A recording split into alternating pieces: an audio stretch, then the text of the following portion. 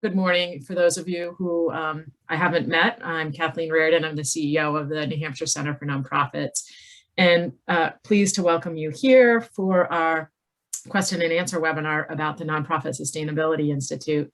Before I turn things over to Steve Zimmerman, I will just say, we've been working with Steve for, I don't even know how long now, Steve, but many years. He provides a lot of really important information about nonprofit sustainability. And this would be the third time that we are conducting, in partnership with him, this Nonprofit Sustainability Institute, which is based on the book that Steve co-authored. And I'm not looking at any bio, Steve, so I'm kind of winging this. But one of the things that we love about Steve is that he, provides a framework of real practical ways for people to think about and apply the knowledge. And, he has insights from his own experience as a development director, finance director. You weren't an executive director, were you? No, I didn't go into that scary role. Did not have that role, but really is grounded in practical expertise. So that's one of the reasons we really love working with him. But today's webinar, he's going to provide a little overview of what to expect, but also spend more time with you on your questions. And Stephen just put in the instructions about the Q&A. So as Steve is talking, feel free to use the chat box for questions, and then we'll open things up after Steve gets through his material. I think that's all I have, Steve. Great. Thank you. Well, good morning, everybody. It's great to be with you here this morning. And I greatly appreciate your interest in the Nonprofit Sustainability Institute. So our goal as we kind of go through today, as Kathleen just outlined, is to just do a kind of an overview of what exactly is this, what do we expect from you. I want to introduce you to the tool that we'll be using throughout the cohort called the Matrix Map, so that you have a sense of what that looks like. And then we're going to talk about cohort process, including the application process, and most importantly, get to your question. So I see some familiar faces on the Zoom. So thank you for being back and for taking a look at us. So I'm Steve Zimmerman. I'm the principal at Spectrum Nonprofit Services.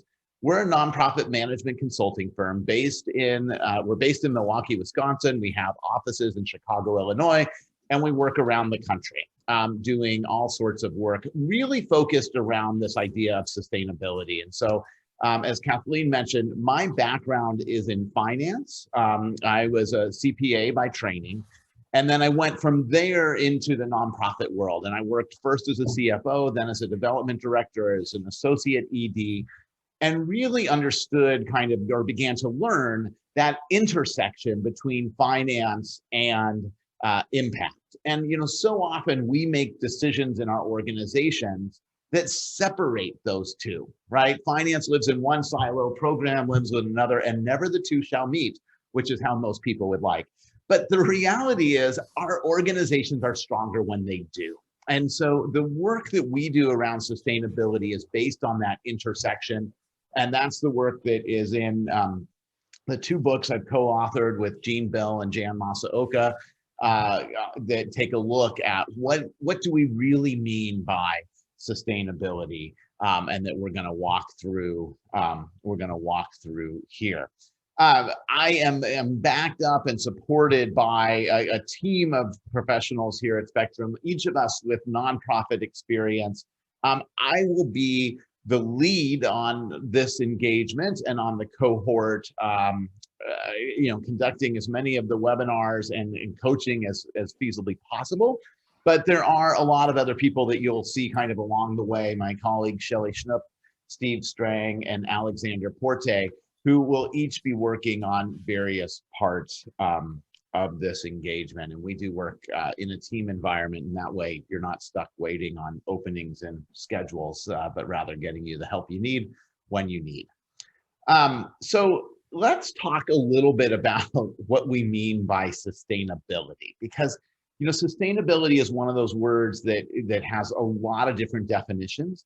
I remember actually when I moved to Milwaukee, I've been here about 15 years now, and I said I was working on something to do with sustainability, and somebody put me in touch with a person at Miller Beer, one of those big Milwaukee companies, their director of sustainability, which was all about recycling water. So that was my first indication that, okay, maybe I should be a little more clear as to what we mean. So oftentimes when we think from a nonprofit lens about what is sustainability, we fall immediately onto the financial side, right? And most people think about sustainability as, how do I get that big check coming in the door, right? And while I don't bemoan anybody receiving a big check. I know yesterday, Mackenzie Scott, bless her, she, issued another set of big checks to a couple hundred organizations. And that is great. That also isn't sustainability. That's a windfall. And it's actually in some ways the opposite of what we think about when we think about sustainability. It certainly aids in viability, but it is a little bit different than what we're talking about. So when we looked up the definition of sustainability for our work, we went to that #1 source for news and information, Wikipedia. And this was the definition they gave: the capacity to endure. And I actually, I love this definition before and this image, and and this was well before COVID, and I feel like it applies even more today. Is that a capacity to endure? So that ability to be long lasting. And what does that really mean when we look at it? What does that mean in our sector? So for us, it's recognizing and accepting that deep interconnectedness between an organization's ability to be financially viable and its ability to accomplish its mission, and to hold together what we call the dual bottom line of nonprofits. And so when we think it's not enough for our organizations just to be financially strong, because we build them for impact, and vice versa. If you only focus on the impact, that will not necessarily get you to realizing it, right? Because there needs to be a resource engine that is supporting that. So in our definition of sustainability, we look at both the impact strategy and the financial strategy. And as we move through this institute, we are going to be exploring both of these realms and how they intersect and how they work together. I think the other key piece about sustainability, and when I think about this in terms of finance and our work here, is that, if only one person understands the finances, or only one person understands the impact of the organization, then it is up to that one person to figure out how the organization is sustainable. And whereas I'm sure, there's probably people on this call that are like, well, I'm that person, so that's a good thing. I'm not that smart. So I actually really believe that the power of community-based organizations is when everyone has access to the information that matters, so that you can engage in a meaningful dialogue with people who share your passion and your vision and your values. Meaningful dialogue about how to move forward. So this is as much about bringing people along in that discussion. It's partly why we designed this cohort as a group, so that everybody can see and understand the business model and collectively make decisions. See, how your organization is sustainable is frankly unique to your organization. I'm not going to come in and say, this is what you need to do. Now, I may give you some advice here and there, right? But it is really unique to what your mission is, what your market looks like, what funding opportunities are available, what your constituent needs are, all those pieces, and being able to understand that and put that together. The other key thing about sustainability is that it's always changing. right? So what was sustainable a couple of years ago may not be sustainable today. And so it is about understanding your business model, to make those decisions. And when I say the word business model, I'm actually thinking not just finances, but finance and impact together, how these work together, because every single decision we make affects both of these. So in this cohort, we're going to hold both of those together and make some decisions about our business model as we move forward. So that's really what our work is. How do we do that? So we're going to do that with a primary tool that we have that's called the matrix map. And so this is ultimately a visual depiction of an organization's business model. Years in development to actually come up with this exciting chart right there. So you can see profitability on the horizontal axis, impact on the vertical axis, and together those two create the dual bottom line. We need both of those to be strong for our organization to be strong and to be sustainable. And what we're going to do is we're going to take everything the organization does, every single activity the organization engages in, and we're going to throw it onto this map. And that's going to give you a picture of how everything you do contributes to the organization's impact, to the organization's finances, and ultimately to the organization's sustainability. So if you would, this is kind of taking that really big picture of strategy and theory of change and those sort of pieces and saying, how do we operationalize this? What does this really look like when it comes down to brass tacks? So let me explain a little bit of what this picture, what you're looking at here and what it looks like. First off, it shows you what we do. So what the organization engages in, everything is on here. That's what each of the bubbles are. That includes not only what we call kind of mission specific programs. Those are typically the typical programs you think of if somebody says, what does your organization do, right? Those are blue. And then the greens are our fund development programs. So we include those programs that generate unrestricted resources on this map because we need those in order to be sustainable. The size of the bubbles or the size of the circles there represents gross expenses. So I can look at this map and I can tell you exactly where our largest programs are. Extended learning is largest, followed by probably workshops and college and career coordination. So I can see where we're investing. I can see the net financial results of each one based on its position horizontally. So these programs are subsidized. And I can see the relative impact. Now, it's important to note that in our sector, we're not saying that everything should be profitable, but it's important to look at all your activities as a portfolio, as a group. So what's having impact and then what's supporting that? And too often we get into these situations where we're like, well, should we do this program or not? And to me, that's really the wrong question. I think the question is, should we invest in one program or another program, right? So for example, if I look at this particular organization, should we invest more in extended learning because that is our highest impact program there? Or should we perhaps invest in distance learning over here, right? That's a much harder question, actually. But the trick is to try and pull those two together and say, how do we balance what I think is a healthy tension between our financial viability and our impact? So one of the things I really like about this model, I mean, as I said, I'm a finance guy. So there's not much here that you couldn't get from looking at a really well-organized financial statement and thinking about the impact, et cetera. But it pulls it all together in one place. And it allows both the board and the staff to really look at how is it that everything is working together for that.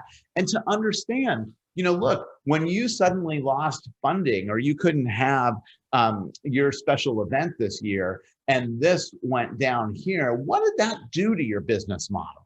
right? What are increased costs doing to your business model?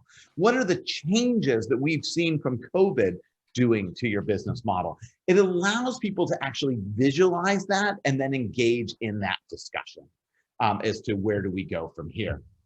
Now, I do want to be clear, the map does a little bit more than just kind of present some, present the picture. It does offer some strategic guidance, and we'll go through this obviously in the cohort, but depending upon which quadrant things are in, there are strategic guidance as to what should you do.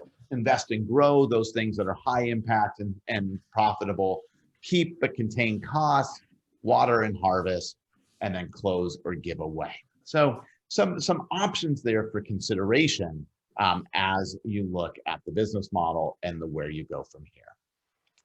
So when is this kind of best to be used, and what does that look like? So, we've seen people use the matrix map as you're reimagining your organization post-COVID, getting ready for reentry, of what does reentry look like. I think, we use it on an ongoing basis. As I look at that, as there's so much uncertainty about future revenue streams. So getting people to really kind of see that and see the impact of that. I remember being, when I was a finance guy, and I was telling people that we lost a significant grant, and we lost, it was the UEDA grant, because we love to use acronyms, right? So I was telling our board, we lost the UEDA grant. And, everybody just kind of nodded and carried on. Next item of business, that was 42% of our revenue. Right. So, sometimes, and it wasn't that, it's not that they didn't care, they just didn't know. So sometimes using the map is a way to kind of show this is what that means. Again, maybe I should be a little concerned, right? Really thinking about how do you play that. So this has been helpful. We've seen people use it in COVID again to engage in those discussions. If you're exploring a new program, some organizations are having opportunities come up. Should we do it? Should we not? I always like the question, is it better to invest in a new program, or should we invest more in one of our current programs? So this again helps put it into a holistic picture to be able to make those decisions. Implementing a new strategic plan, kind of understanding the implications of those. And then, I put that one down there at the end, downsizing. So, if your organization has lost revenue and you need to think about where do we cut, where do we focus, I am not a fan of doing across the board cuts. It just, you can't tell me everything has the same impact. And I think that when you do across the board cut, what happens is you lower the overall impact of the organization, as opposed to being more focused and really thinking, where can we have impact? Where can we make a difference? Where are we going to invest to prove our value to begin to grow again? And so the matrix map can be helpful for that as well. There are a couple of key steps in that process of putting this together. So we start with articulating impact and intended impact in particular. And those of you that have been in cohorts with me before, I always start with impact that are from a business lens. That's our value proposition. That is why we toil so hard in this sector. And so we'll spend a little bit of time articulating intended impact in this cohort, and there's some coaching around that to really hone that statement. And then we go into the map more specifically, defining programs, assessing the mission impact of all of our programs, and that's done through a survey, a way of kind of getting everybody's input into those. We're going to spend a bunch of time on determining profitability. So that's really taking a look at what the fully allocated true costs are of every one of our programs and how much revenue they bring in. We have a template for that.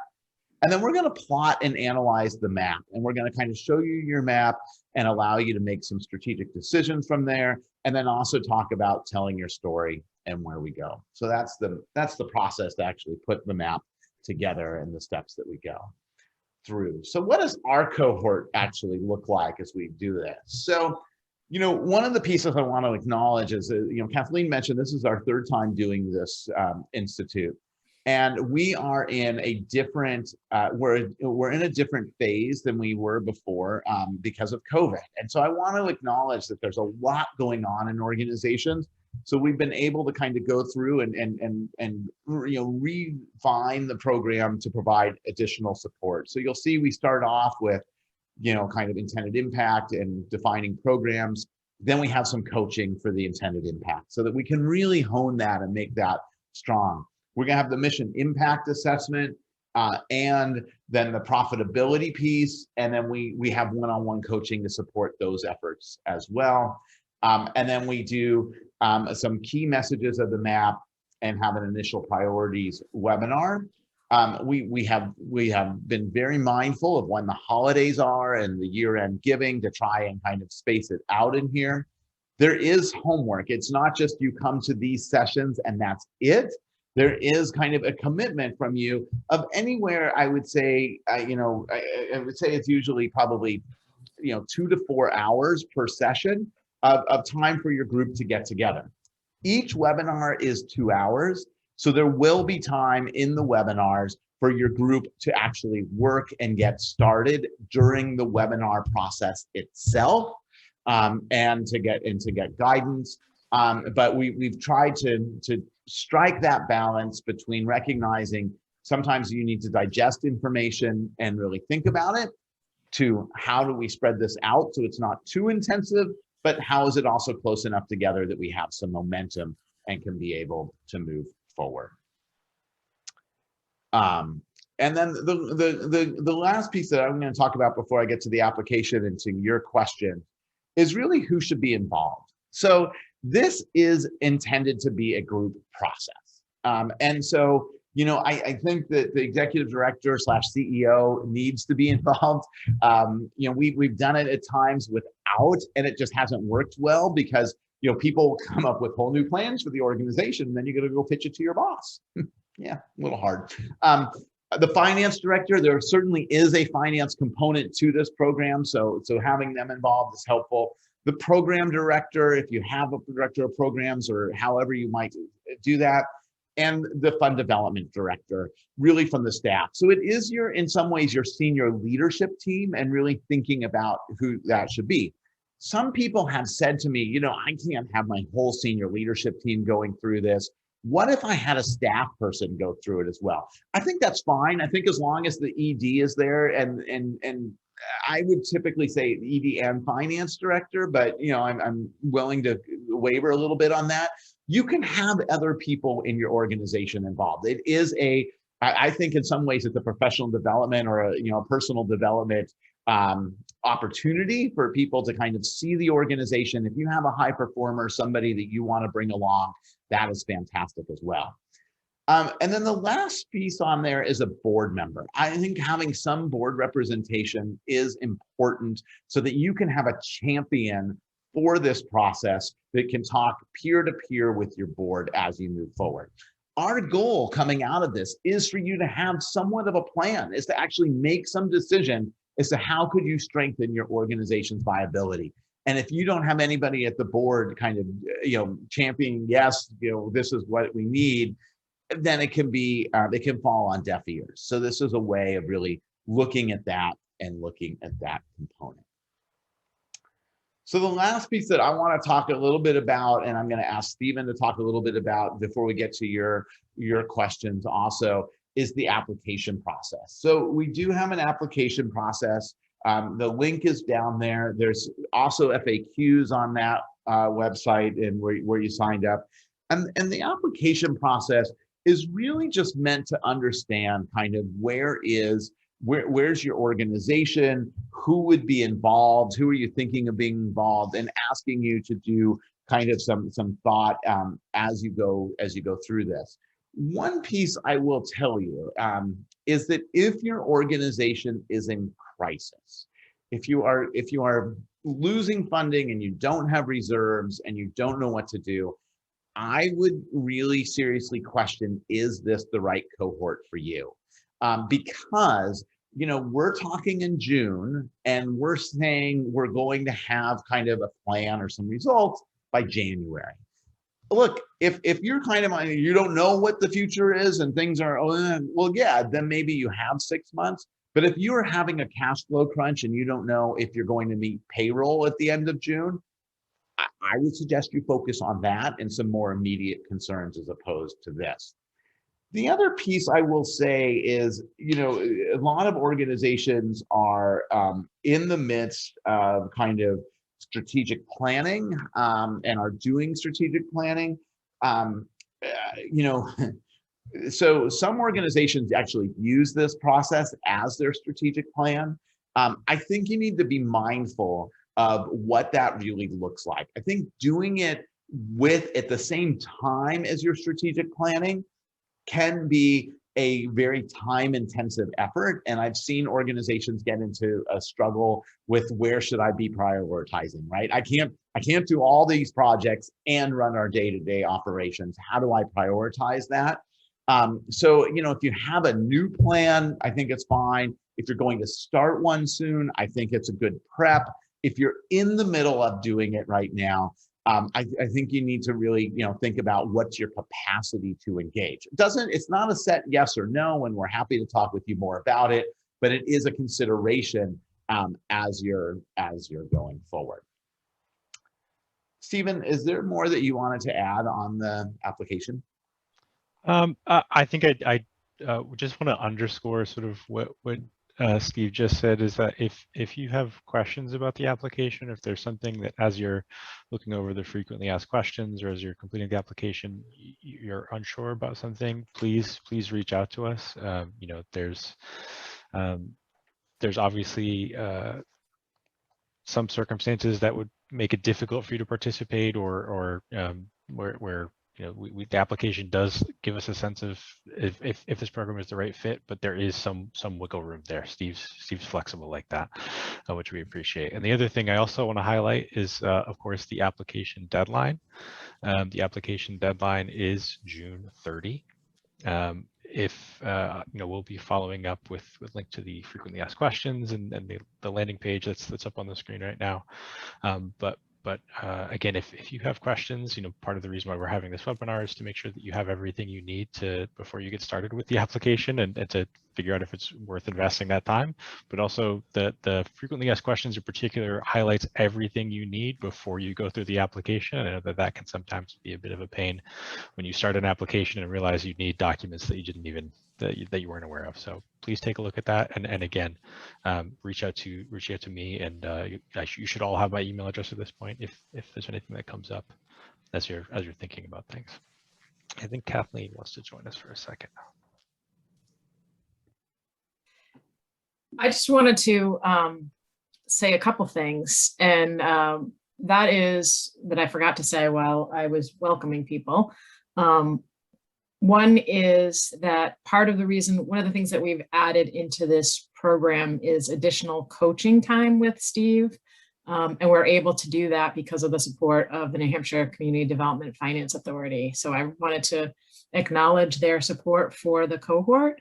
And then I also just wanted to add that the center underwent this process ourselves and used the matrix map. And part of why I wanted to let you know about that is it was really transformational for our board to see the matrix map for our organization. And it is something that we have revisited from time to time, as well as we're making strategic decisions. And it's been very powerful. We did have some board members that were part of those conversations around intended impact and looking at how we were approaching this.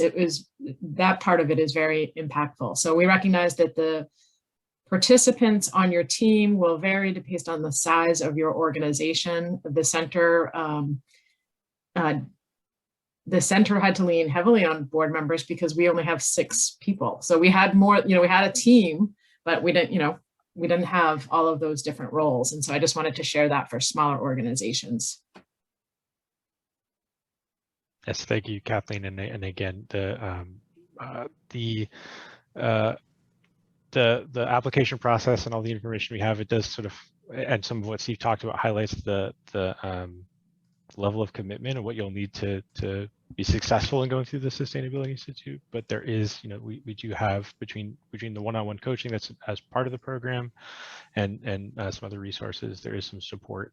So if you need to be flexible with your team or anything like that, again, please reach out to us if you're unsure, and we can help determine if it's a good fit for you. How can people ask their questions? Well, I was just going to say, I think we're at that time, Steve, unless you have anything else that you want to cover. I think we can open the floor for questions. Yeah, absolutely. Okay. So I'm going to relinquish control and allow people to unmute yourself. If you have questions, you can feel free to type them in the chat, but also if you'd like to either raise your hand or hopefully it doesn't get too chaotic. If you want to just unmute yourself and ask your question out loud, that would be the perfect time.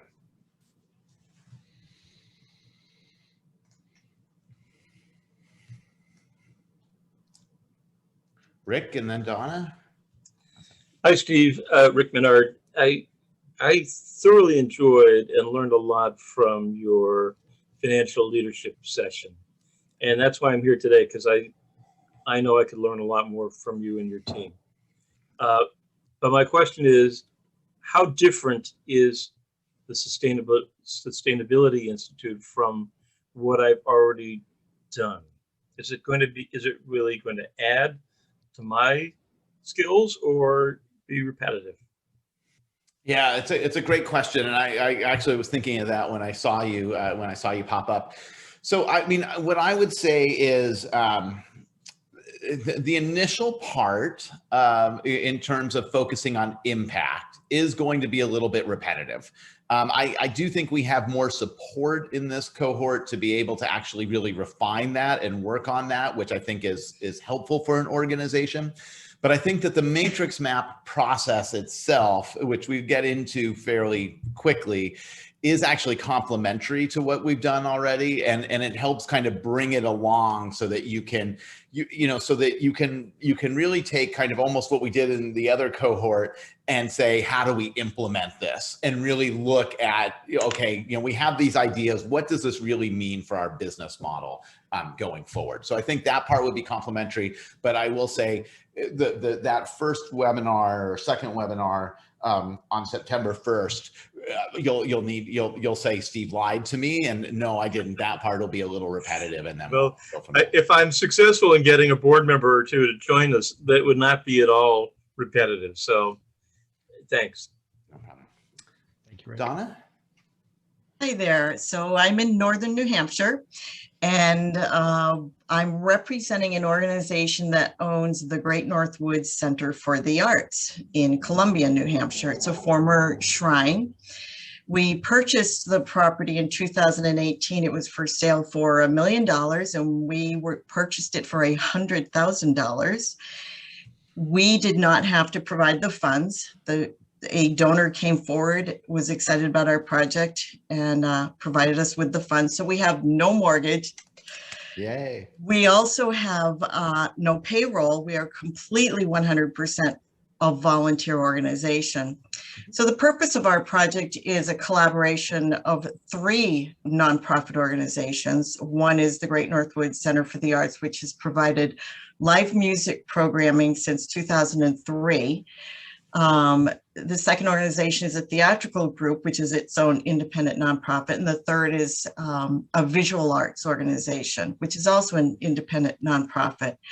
So there is no one mission statement for our property, but I'm wondering if that's something that, like, through a sustainability program, would that come through, that we probably would need one mission statement in order to keep the collaborative together for when we are pursuing grants, working on our fundraising activities, trying to keep a cohesive image for the impact side, which of course then collects on the financial side, if you understand what I'm saying.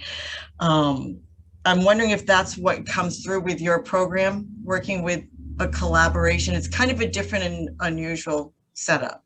Mm-hmm. Yeah, so we've done this tool. We've worked on this tool with almost a similar sort of collaborative and a community down in the down south. that it was a collaborative of performing arts organizations that, you know, so there was externally, there was a separate ballet, a separate symphony, and a separate theater, but they really were all one organization.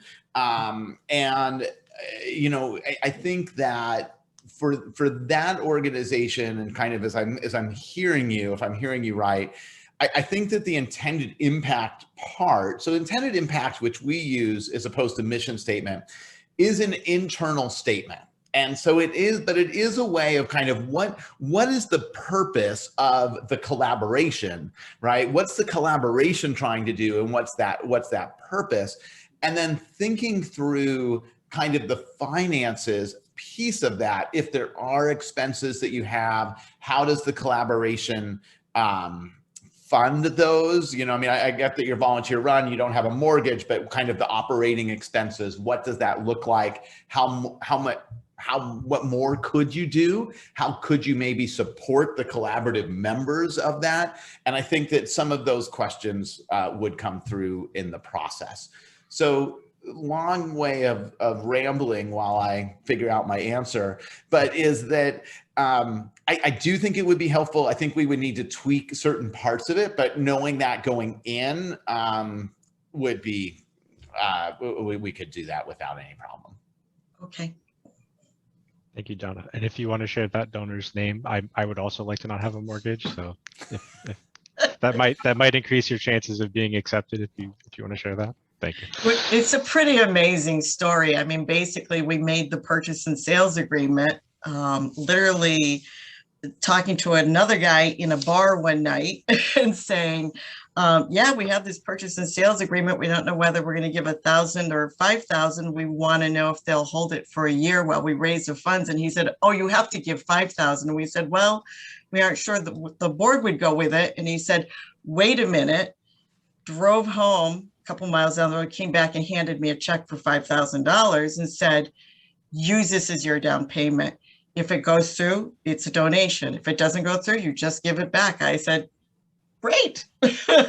So it sort of was the first step. And then when the story came out later on in local newspapers, of which I own one of the papers, but we did not break the story.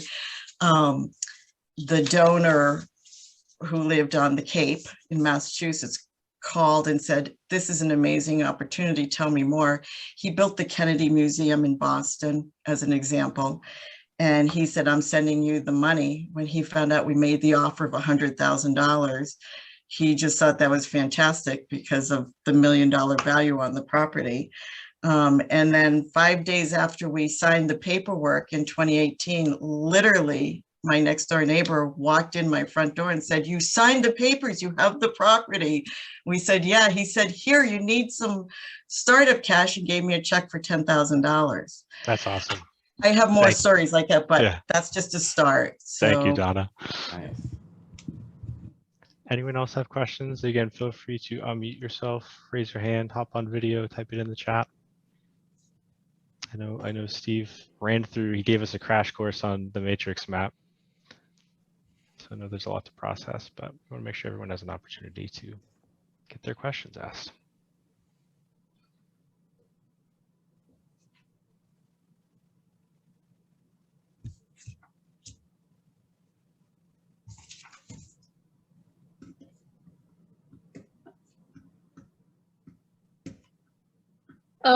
This is, can you hear me? Yes. Yeah, this is it says Emmanuel Church, but this is Ellen Avery, and I run a community transportation program, and I'm Zooming from home, so that's hence the other name. First off, this is very exciting, and my question is, that our organization has one program, and that's providing rides through volunteers to 34 towns in the Monadnock region of New Hampshire. And that's it. We don't have anything else. So part of me, as you were going through the explanation, I thought, well, we're just one program, it's, we don't have lots of, we wouldn't have lots of bubbles. But then I started thinking about the expansion side, and that perhaps participating, if we were selected to participate, we'd be in a better place to examine expansion. We don't have anything in front of, we don't have a $10,000 check hanging in front of us. But and that's a great story, by the way, Donna. But would we be, would this be, the answer is yes, participating. Do you have thoughts on that? So I do have a couple. I mean, I think one of the pieces that I would explore with you is to push a little bit on that one program idea, because I do think there is, you're providing rides for people through volunteers. I think there's a volunteer management component of that. And so really thinking about how do we cultivate and steward volunteers? Mm-hmm. I'd be curious as to what your fundraising is like and how, kind of looking at those sort of programs. And especially as we start to think about expansion, kind of how would we, what's the revenue stream that we want to explore? How do we invest in actually generating those resources? Yep. Okay. So I think there's value in that. But I come at it with what I tend to find is that we think we might only have one program, but then when you explore it a little bit more, it actually is 2 or 3 that we can kind of parse out, and that, right, really thinking about where are we spending our time. I mean, thank you so much just for, kind of giving me that clarity. Of course we have 2 programs. I mean, we raise money, but without our resources of volunteers, we'd be nothing. So, and therefore, that can always be better. The other thing I'd like to thank you about is the definition of the big check that arrives, kind of, oh my gosh, where'd that come from? We rely on windfall, and I think that that's such a great distinction. So, okay, well, thank you for your time, and I'm appreciate your response. Thank you. Appreciate it. That's the free sample model. We'll give you that little bit from Steve in the Q&A webinar. You can get the rest if you sign up for the program. And people are always disappointed when you get the whole that, Well, don't. Save that for later once they're in. Any other questions? And again, feel free to unmute or type it in the chat. I'll just offer a celebrity endorsement. Steve is really good.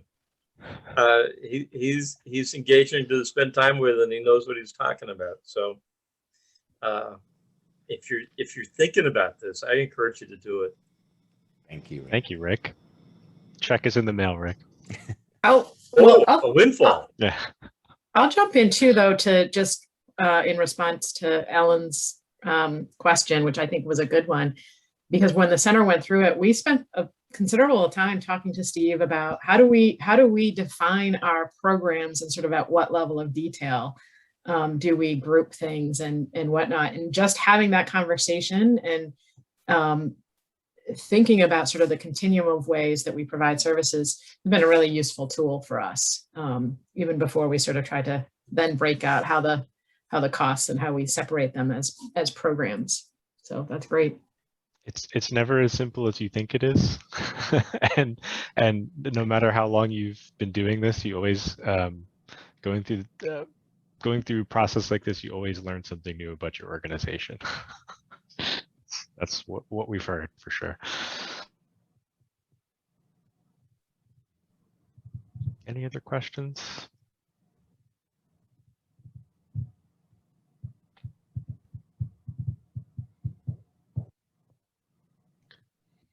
All right, well, I'll give it just another minute, but just to be respectful. Oh, 1 second.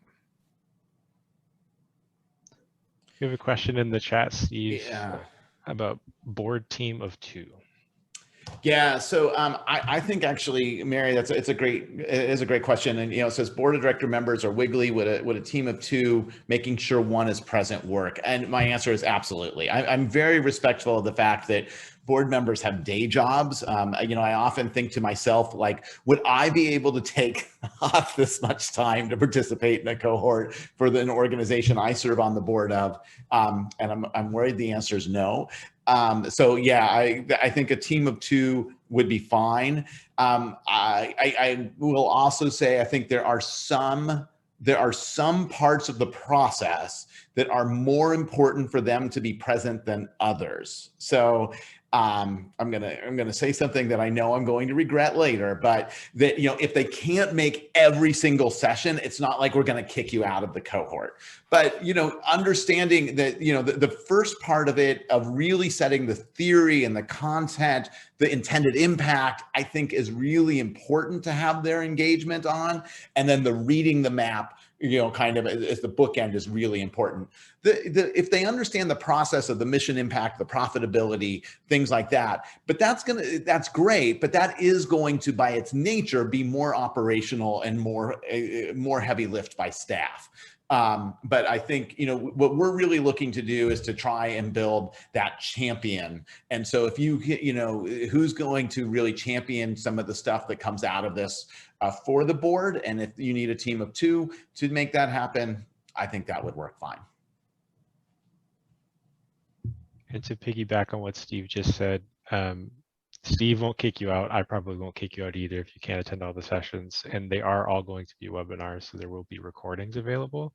Of course, it's not going to be the same as being able to attend in person, but hopefully that will make, you know, participation a little bit easier, less of a commute, especially for folks in the North Country or in different parts of the state. But you know, that you will be able to watch recordings of at least Steve's portion of those sessions. But I believe there is going to be some actual having your team able to participate and engage in the session and do some of the actual work that's part of all of the most of those webinars. So that's, you know, we prefer attendance, but it is not an absolute requirement. We're not sticklers about that. Yeah, and I'll, you know, just say on that, you know, we do have, as we said, coaching pieces laced in throughout this because we want to make sure it's meaningful to you. So we will be also scheduling that those other times. You know, if you're worried about the heavy lift, if you're worried about the intensity, you know, talk with us, because like I said at the beginning, you know, I recognize that especially now as people are coming out of the pandemic, that there's a lot of ramp up and things like that going on. I recognize this may not be your #1 priority. Actually keeping the lights on may be probably a good sustainability strategy.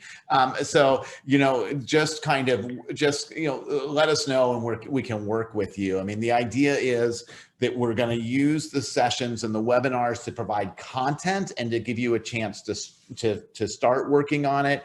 And then kind of we'll work, you know, a mix of one-on-one as well as in the group work to be able to actually develop the matrix map and make strategic decisions.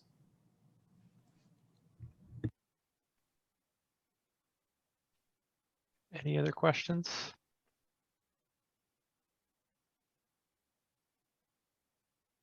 I can just pick people at random. Keep people on their toes. Thanks, John.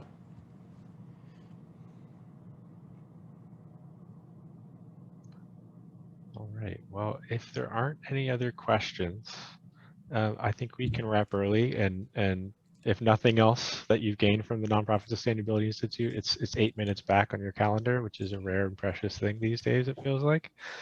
So thank you everybody for joining. I'll be following up, I think, as I may mention this already, just with an email with a link to the recording. Again, a link to where you can find the frequently asked questions in the application. And then of course, you'll have my contact information. If you have any questions, please don't hesitate to reach out. Again, this program is intended to support work that, whether we like it or not, we're all going to have to be doing.